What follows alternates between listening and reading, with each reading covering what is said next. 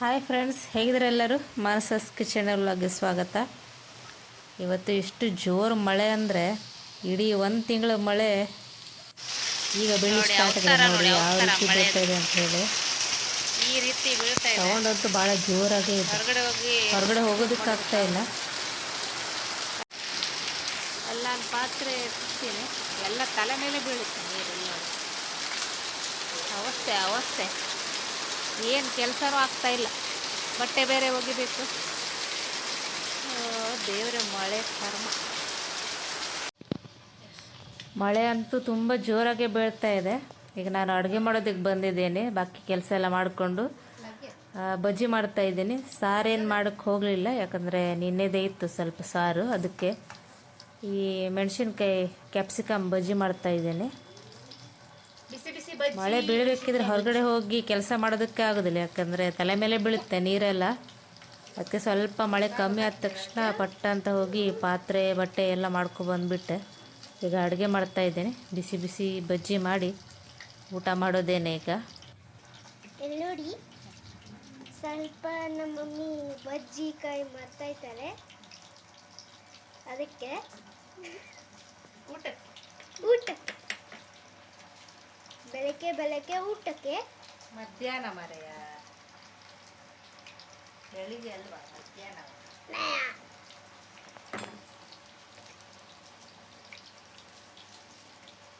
ಬೆಳಗ್ಗೆ ನಾವು ನಾಷ್ಟ ಮಾಡ್ಕೊಂಡಿದ್ದೆ.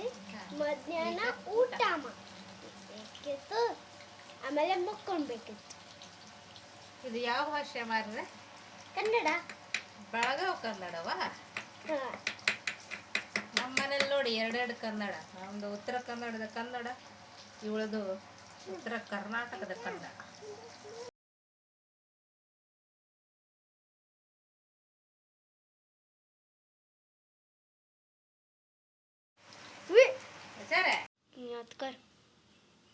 ಎಲ್ಲರೂ ಚಪಾತಿ ಆಗ್ತಾ ಇದೆ ಬೆಳಗ್ಗೆ. ಇವತ್ತು ಸಂಡೇ. ಚಪಾತಿ ಮತ್ತು ಚಟ್ನಿ ಜೊತೆಗೆ ಚಹಾ ಇಟ್ಟಿದ್ದೀನಿ ಅಲ್ಲಿ. ಬನ್ನಿ ತಿಂಡಿ ಮಾಡುವ. ಈಗ ಮಧ್ಯಾಹ್ನ ಸಿಗ್ತಾ ಇದ್ದೇನೆ ನಾನು. ಪ್ರಾನ್ಸ್ ಬಿರಿಯಾನಿ ಮಾಡೋಣ ಅಂತ ಬಂದಿದ್ದೇನೆ. ನಿನ್ನೆನೇ ಪ್ರಾನ್ಸ್ ತಂದಿಟ್ಟಿದ್ರು ನಮ್ಮ ಮನೆಯವರು, ಯಾಕಂದರೆ ಇವತ್ತು ಬೆಳಿಗ್ಗೆ ಡ್ಯೂಟಿ ಅವರಿಗೆ. ಹಾಗಾಗಿ ಫ್ರೀಝರಲ್ಲಿ ಇಟ್ಟಿದ್ದೆ. ಈಗ ತೆಗೆದು ಸುಮಾರು ಹೊತ್ತು ಆದಮೇಲೆ ಕ್ಲೀನೆಲ್ಲ ಮಾಡಬೇಕೀಗ. ಫಸ್ಟಿಗೆ ಈರುಳ್ಳಿ ಜೊತೆಗೆ ಈ ಖಡಾ ಮಸಾಲ ಹಾಕಿದ್ದೀನಿ, ಗರಂ ಮಸಾಲ, ಅದು ಚಕ್ಕೆ ಲವಂಗ ಚಕ್ರ ಮಗ್ಗು ಇದೆಲ್ಲ ಹಾಕಿ, ಜೊತೆಗೆ ಈರುಳ್ಳಿ ಮತ್ತು ಶುಂಠಿ ಬೆಳ್ಳುಳ್ಳಿ ಪೇಸ್ಟ್ ಹಾಕ್ತಾ ಇದ್ದೇನೆ ನಾನು. ಇಷ್ಟನ್ನು ಹಾಕಿ ಚೆನ್ನಾಗಿ ಫ್ರೈ ಮಾಡ್ಕೊತೀನಿ. ಈರುಳ್ಳಿ ಸ್ವಲ್ಪ ಲೈಟ್ ಬ್ರೌನ್ ಆದರೆ ತುಂಬ ಚೆನ್ನಾಗಿರುತ್ತೆ ಈ ಬಿರಿಯಾನಿಗೆ ಪುಲಾವಿಗೆಲ್ಲ. ಅದಕ್ಕೆ ಸ್ವಲ್ಪ ಚೆನ್ನಾಗಿ ಫ್ರೈ ಮಾಡ್ಕೊಳ್ತಾ ಇದ್ದೀನಿ ನಾನು.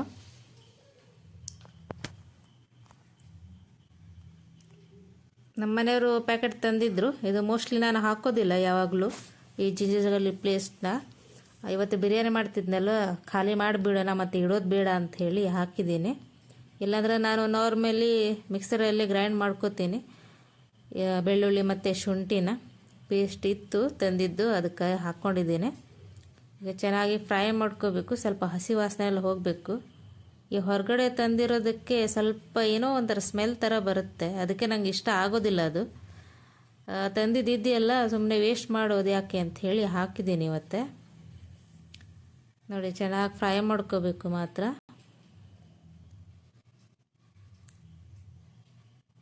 ಎಲ್ಲ ಹಾಕ್ಕೊಳ್ತಾ ಇದ್ದೇನೆ. ಫ್ರೈ ಆಗಿದೆ ಸುಮಾರಷ್ಟು. ಈಗ ಕ್ಯಾಪ್ಸಿಕಮ್ ಹಾಕ್ಕೊಳ್ತಾ ಇದ್ದೇನೆ ನಾನು. ಕ್ಯಾಪ್ಸಿಕಮ್ ಹಾಕ್ಕೊಂಡ್ರೆ ಸ್ವಲ್ಪ ಟೇಸ್ಟ್ ಚೆನ್ನಾಗಿ ಬರುತ್ತೆ. ಈ ಹೋಟೆಲ್ ಸ್ಟೈಲಲ್ಲಿ ಮಾಡ್ತಾರಲ್ವ, ಆ ರೀತಿ ಟೇಸ್ಟ್ ಬರುತ್ತೆ ಇದಕ್ಕೆ. ಇದರ ಜೊತೆಗೆ ನಾನು ಟೊಮೆಟೊ ಹಾಕ್ಕೊಳ್ತಾ ಇದ್ದೀನಿ. ಸ್ವಲ್ಪ ಉದ್ದುದ್ದಕ್ಕೆ ಕಟ್ ಮಾಡ್ಕೊಂಡು ಇಟ್ಟುಕೊಂಡಿದ್ದೀನಿ, ಅದನ್ನೇ ಹಾಕ್ಕೊಂಡಿದ್ದೇನೆ. ಒಂದು ಫುಲ್ ದೊಡ್ಡ ಟೊಮೆಟೊನ ತಗೊಂಡಿದ್ದೀನಿ ನಾನು. ಇದಿಷ್ಟನ್ನು ಚೆನ್ನಾಗಿ ಫ್ರೈ ಮಾಡ್ಕೊಳ್ಳಿ. ಫ್ರೈ ಮಾಡ್ಕೊಂಡಾದ್ಮೇಲೆ ಇದಕ್ಕೆ ಸ್ವಲ್ಪ ಅರಿಶಿನ ಹಾಕ್ಕೊಳ್ತಾ ಇದ್ದೀನಿ ನಾನು. ಒಂದು 1/4 ಟೇಬಲ್ ಸ್ಪೂನಷ್ಟು. ಜೊತೆಗೆ ಉಪ್ಪನ್ನು ಹಾಕ್ಕೊಳ್ತಾ ಇದ್ದೀನಿ. ರುಚಿಗೆ ಎಷ್ಟು ಬೇಕು ಅಷ್ಟನ್ನು ಹಾಕ್ಕೊಳ್ತಾ ಇದ್ದೀನಿ ನಾನು. ಈಗ ಚೆನ್ನಾಗಿ ಫ್ರೈ ಮಾಡ್ಕೋಬೇಕು ಇದನ್ನು, ಸ್ವಲ್ಪ ಸ್ಮೆಲ್ಲೆಲ್ಲ ಹೋಗಲಿ ಅಂತ ಹೇಳಿ ಚೆನ್ನಾಗಿ ಫ್ರೈ ಮಾಡ್ಕೊತಾ ಇದ್ದೀನಿ. ನೀವು ಏನೇನು ಇಂಗ್ರೀಡಿಯೆಂಟ್ಸ್ ಹಾಕ್ಕೊಳ್ತೀರ ಆವಾಗಲೇ ಫ್ರೈ ಮಾಡ್ಕೊಳ್ಳಿ, ಒಂದೇ ಸಲ ಫ್ರೈ ಮಾಡ್ಕೊಳ್ಳೋದಕ್ಕೆ ಹೋಗಬೇಡಿ. ಸ್ವಲ್ಪ ಬೇರೆ ಥರನೇ ಟೆಕ್ಸ್ಚರ್ ಬರುತ್ತೆ ಅದು. ನೋಡಿ ಎಣ್ಣೆ ಎಲ್ಲ ಮೇಲೆ ತೇಲ್ ಬರ್ತಾ ಇದೆ, ಚೆನ್ನಾಗಿ ಫ್ರೈ ಆಗ್ತಾ ಇದೆ ಇದು.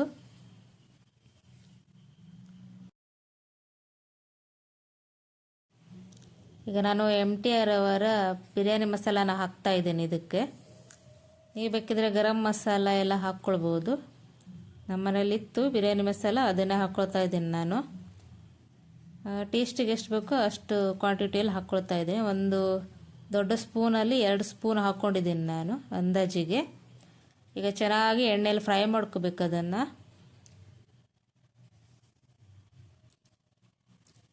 ಎಣ್ಣೆಯಲ್ಲಿ ಈ ಪೌಡ್ರೆಲ್ಲ ಫ್ರೈ ಆದಷ್ಟು ಟೇಸ್ಟ್ ತುಂಬ ಚೆನ್ನಾಗಿ ಬರುತ್ತೆ. ಜೊತೆಗೆ ಈ ಕೊತ್ತಂಬರಿ ಸೊಪ್ಪು ಮತ್ತು ಪುದೀನ ಸೊಪ್ಪನ್ನು ಕಟ್ ಮಾಡಿ ಇಟ್ಕೊಂಡಿದ್ದೆ, ಅದನ್ನು ಹಾಕ್ಕೊಳ್ತಾ ಇದ್ದೇನೆ. ಇದನ್ನು ಎಣ್ಣೆಯಲ್ಲಿ ಫ್ರೈ ಮಾಡೋದಕ್ಕೆ ಹಾಕ್ಕೊಂಡ್ರೆ ಸ್ಮೆಲ್ ತುಂಬ ಚೆನ್ನಾಗಿ ಬರುತ್ತೆ ಬಿರಿಯಾನಿ ಮಾಡಬೇಕಿದ್ರೆ. ಲಾಸ್ಟಿಗೆ ಬೇಕಾದ್ರೆ ಸ್ವಲ್ಪ ಹಾಕ್ಕೋತೀನಿ ನಾನು. ಈಗಿಷ್ಟು ಫ್ರೈ ಆಗಿದೆ. ಈಗ ಮುಂದಿನ ಸ್ಟೆಪ್ ಮಾಡೋಣ.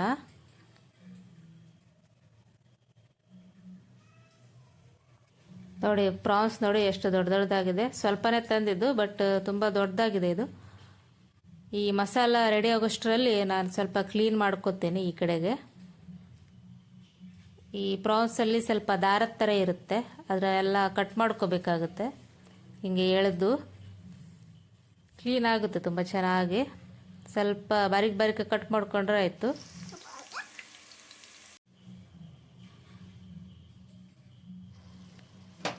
ನೋಡಿ ಎಲ್ಲ ಬಾರೀಕ್ ಕಟ್ ಮಾಡ್ಕೊಂಡಿದ್ದೀನಿ ನಾನು, ಕ್ಲೀನ್ ಮಾಡಿಕೊಂಡು ಈಗ ಡೈರೆಕ್ಟಾಗಿ ಹಾಕ್ತಾ ಇದ್ದೇನೆ. ನಾನು ಕೆಲವೊಂದು ಸತಿ ಮೊದಲೇ ಮ್ಯಾರಿನೇಟ್ ಮಾಡ್ತೀನಿ, ಇವತ್ತು ಈಗ ಡೈರೆಕ್ಟಾಗಿ ಹಾಕ್ತಾ ಇದ್ದೇನೆ. ಯಾಕಂದರೆ ಇದಕ್ಕೆ ಮುಂಚೆ ಕರೆಂಟ್ ಇರಲಿಲ್ಲಾಗಿತ್ತು, ಪಟ ಮಾಡೋ ಅಂತ ಬಂದಿದ್ದೆ. ಈಗ ಜಸ್ಟ್ ಕರೆಂಟ್ ಬಂದಿದೆ ಮಾಡಬೇಕಿದ್ರೆ, ಅದಕ್ಕೋಸ್ಕರ ಮತ್ತೆ ಮ್ಯಾರಿನೇಷನ್ ಎಲ್ಲ ಮಾಡ್ತಾ ಕೂತ್ಕೊಂಡಿಲ್ಲ ನಾನು. ಡೈರೆಕ್ಟಾಗಿ ಕ್ಲೀನ್ ಮಾಡಿ ಕಟ್ ಮಾಡ್ಕೊಂಡು ಹಾಕ್ಕೊಂಡಿದ್ದೀನಿ. ಈ ಮಸಾಲೆಯಲ್ಲೇ ಸ್ವಲ್ಪ ಚೆನ್ನಾಗಿ ಬೇಯಬೇಕಿದು. ಪ್ರಾನ್ಸ್ ಏನಿಲ್ಲ, ಬೇಗ ಬೆಂದ್ಬಿಡುತ್ತೆ. ಇದು ಬೇಯ್ತಾ ಇದ್ದಾಗಲೇ ಇದಕ್ಕೆ ಸ್ವಲ್ಪ ನಾನು ಮೊಸರನ್ನ ಹಾಕ್ಕೊಳ್ತೀನಿ. ಒಂದು 2-3 ಚಮಚ ಆಗುವಷ್ಟು ನೀವು ಹಾಕ್ಕೊಂಡ್ರೆ ಸಾಕು. ಹಾಕ್ತಾ ಇದ್ದಾಗಲೇ ಕಲಿಸ್ಕೊಬಿಡ್ಬೇಕು, ಇಲ್ಲಾಂದರೆ ಅದು ಒಡೆದಾಗ ಹಾಕ್ಬಿಡುತ್ತೆ. ಹಾಗಾಗಿ ಪಟ್ಟಂತ ಮಿಕ್ಸ್ ಮಾಡ್ಕೊಳ್ಳಿ, ಗ್ರೇವಿ ಚೆನ್ನಾಗಿ ಬರುತ್ತೆ. ಈ ಬಿರಿಯಾನಿಗೆ ತುಂಬ ಚೆನ್ನಾಗಿ ಟೇಸ್ಟ್ ಬರುತ್ತೆ ಇದರಿಂದ. ಅದಕ್ಕೆ ನಾನು ಟೊಮೆಟೊ ಎಲ್ಲ ಜಾಸ್ತಿ ಹಾಕಿಲ್ಲ, 1 ಟೊಮೆಟೊ ಮಾತ್ರ ತೊಗೊಂಡಿದ್ದೀನಿ ನಾನು.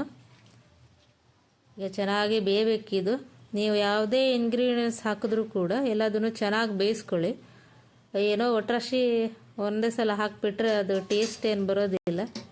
ಯಾವಾಗಲೂ ಒಂದು ಸತಿ ನೀವು ಗಡಿಬಿಡಿಯಲ್ಲಿದ್ದಾಗ ಮಾಡಿದ್ರೆ ಅಡ್ಡಿಲ್ಲ, ಟೈಮ್ ಇದ್ದಾಗ ಸ್ವಲ್ಪ ಚೆನ್ನಾಗಿ ಆರಾಮಾಗಿ ಮಾಡ್ಕೊಳ್ಳಿ, ಟೇಸ್ಟ್ ಚೆನ್ನಾಗಿ ಬರುತ್ತೆ.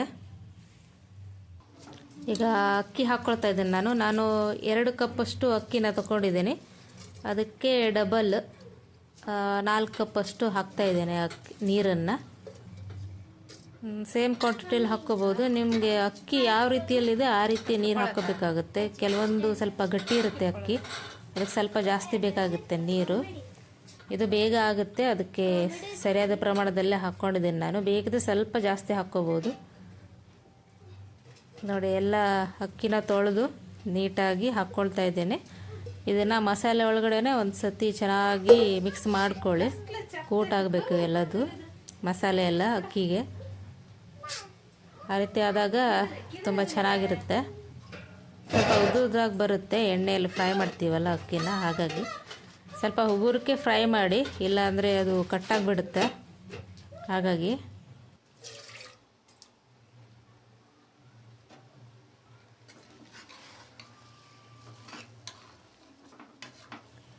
ಕಟ್ಟಾದರೆ ಅಷ್ಟೇನು ಚೆನ್ನಾಗಿ ಅನಿಸೋದಿಲ್ಲ ಇದು. ಅದಕ್ಕೆ ನಾನು ಸ್ವಲ್ಪ ಉಗುರ್ಕೆನೆ ಮಾಡ್ತಾ ಇದ್ದೇನೆ.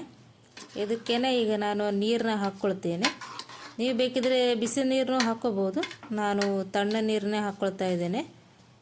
2 ಲೋಟಕ್ಕಿಂತ ಸ್ವಲ್ಪ ಜಾಸ್ತಿ ತೊಗೊಂಡಿದ್ದೆ ನಾನು ಅಕ್ಕಿನ, ಅದಕ್ಕೆ ಪ್ರಮಾಣವಾಗಿ ಡಬಲ್ ಆಗಿ ಹಾಕ್ತಾಯಿದ್ದೀನಿ ನಾನು ನೀರನ್ನ. ಇದು ನಂದು ಓಲ್ಡ್ ಕುಕ್ಕರ್, ಹಾಗಾಗಿ 2 ಸೀಟಿಗೆ ನಾನು ತೆಗಿತಾ ಇದ್ದೀನಿ. ಈ ಹೊಸ ಕುಕ್ಕರ್ ಆದರೆ ಸ್ವಲ್ಪ 3 ಸೀಟಿ ಆದರೂ ಬೇಕಾಗುತ್ತೆ, ಇಲ್ಲ ಅಂದರೆ ಸ್ವಲ್ಪ ಗಟ್ಟಿನೇ ಇರುತ್ತೆ ಆ ಅಕ್ಕಿ. ಹಾಗಾಗಿ ಅಲ್ಲ ಫಾಸ್ಟ್ ನೋಡಿ ನೀರನ್ನ ಹಾಕ್ಕೊಳ್ತಾ ಇದ್ದೀನಿ ನಾನು. ನೀರನ್ನ ಹಾಕ್ಕೊಂಡು ಚೆನ್ನಾಗಿ ಕಲಸಿ ಸ್ವಲ್ಪ ಕುದಿ ಬರ್ತಿದ್ದಾಗಲೇ ಕುಕ್ಕರ್ ಲೀಡ್ನ ಮುಚ್ಚಿ 1-2 ಸೀಟಿ ತೆಕ್ಕೊಳ್ಳಿ ಸಾಕು. ಚೆನ್ನಾಗಾಗುತ್ತೆ, ಉದುರುದ್ರಾಗಿ ಬರುತ್ತೆ. ರೆಡಿ ಆಗಿದೆ ನೋಡಿ ಇವಾಗ.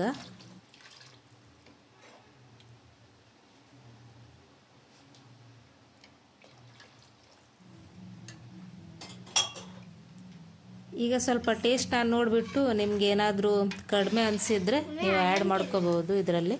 ನಾನು ಸ್ವಲ್ಪ ಖಾರದ ಪುಡಿನ ಆ್ಯಡ್ ಮಾಡ್ಕೊಳ್ತಾ ಇದ್ದೀನಿ ಇದಕ್ಕೆ. ಸ್ವಲ್ಪ ಏನಾದರೂ ಇದು ಪ್ರಾನ್ಸ್ ಅಲ್ವಾ, ಹಾಗಾಗಿ ಖಾರ ಕಮ್ಮಿ ಆದರೆ ಅಂಥೇಳಿ ಹಾಕ್ಕೊಳ್ತಾ ಇದ್ದೇನೆ. ಲಾಸ್ಟಲ್ಲಿ ನಾನು ನಿಂಬೆ ಹುಳಿ ಏನು ಹಾಕಿಲ್ಲ ಇವಾಗ, ಮೊಸರನ್ನ ಹಾಕ್ಕೊಂಡಿದ್ದೀನಲ್ವ, ಹಾಗಾಗಿ ನೋಡಿ ಖಾರದ ಪುಡಿನ ಹಾಕ್ಕೊಳ್ತಾ ಇದ್ದೀನಿ ನಾನು. ಸ್ವಲ್ಪ ಒಂದು ಮಿಕ್ಸ್ ಕೊಟ್ಟು ಕುಕ್ಕರ್ನ ಮುಚ್ಚಿ 2 ಸೀಟಿ ತೆಗೆದ್ರೆ ಆಯಿತು ಅಷ್ಟೇ. ಅಕ್ಕ ಪುರ ಬಿರಿಯಾನಿ ರೆಡಿ ಆಗುತ್ತೆ. ಸೋಡ್ ನಿಮಗೆ ಈ ರೆಸಿಪಿ ಹೇಗೆ ಅನಿಸ್ತು ಅಂತ ನನಗೆ ಕಮೆಂಟಲ್ಲಿ ತಿಳಿಸಿ.